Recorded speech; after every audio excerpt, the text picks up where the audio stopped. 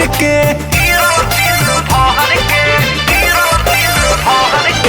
दर्शन करे जाइल रहलू सहज के संवर के रहलू कहाँ डूबल नथिया गिरल तीन भर के तीत तोहर बतिया लागेला जैसे पटकन लागेला जैसे पटकन बीचे पंडाल में चलैला काहे चटकन बीचे पंडाल में चलैला काहे चटकन।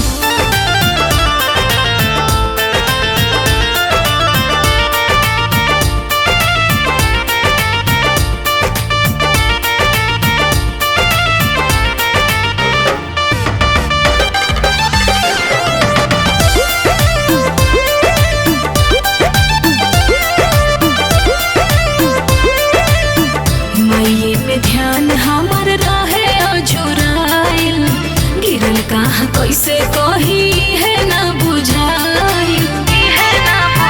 कि खोजा खोजा जहाँ किनलू लाची दाना तू भूल कर हऊ आदत ह पुराना कि सब हो छोड़ाई दिलाई हो राजा मटकल कि सब हमर मटकल बीचे पंडाल में चलैला काहे चटकन बीचे पंडाल में चलैला काहे चटकन चटकन।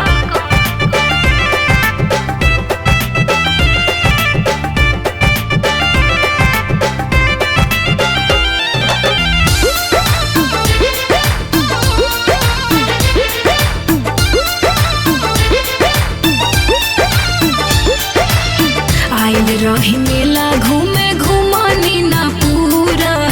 खुश रहे मन बाकी कोइला अधूरा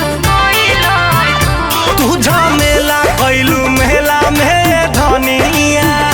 हम तो जानत रहनी तोहर रहनिया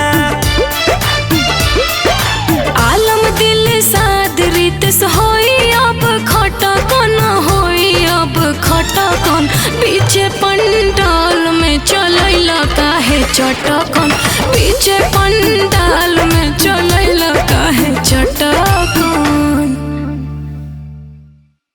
बीचे पंडाल में चलैला काहे चटकन बीचे पंडाल।